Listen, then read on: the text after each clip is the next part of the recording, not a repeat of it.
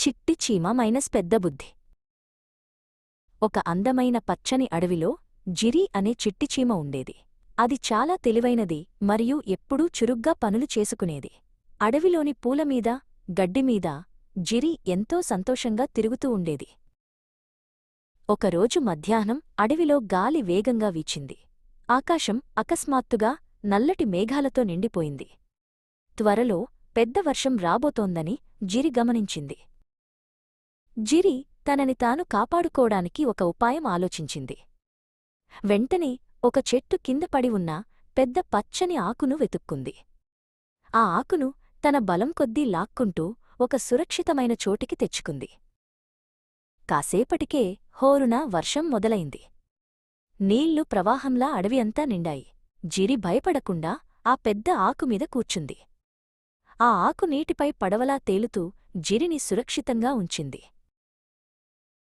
అదే సమయంలో గుంబి అనే పెద్ద ఏనుగు వర్షానికి తడిసి ముద్దయింది. అది భయంతో అటూ ఇటూ పరిగెత్తి బురదలో ఇరుక్కుపోయింది. గుంబికి ఏం చేయాలో పాలుపోలేదు. వర్షం ధాటికి గుంబి వణికిపోతోంది. ఇంత పెద్ద ఏనుగు అయినా ఆ ప్రవాహాన్ని చూసి భయపడింది. వర్షం తగ్గేవరకు గుంబి అక్కడే బురదలో చిక్కుకుని ఇబ్బందిపడింది. కొద్దిసేపటికి వర్షం తగ్గింది. ఆకాశం మళ్లీ తెల్లగా మారింది. జిరి తన ఆకుపడవను ఒడ్డుకు చేర్చి నెమ్మదిగా కిందకు దిగింది. అప్పుడే దానికి బురదలో ఉన్న గుంబి కనిపించింది. జిరిని చూడగానే గుంబి ఆశ్చర్యపోయింది. జిరి, నువ్వు ఇంత చిన్నదానివి కదా? ఇంత పెద్ద వర్షం నుండి నువ్వు ఎలా తప్పించుకున్నావు? నేను మాత్రం బురదలో చిక్కుకుపోయాను అని అడిగింది.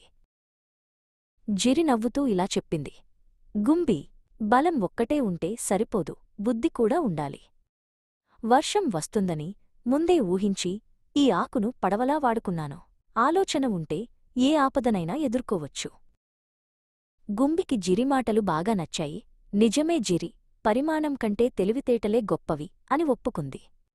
ఆ రోజునుండి జిరి మరియు గుంబి మంచి స్నేహితులయ్యారు.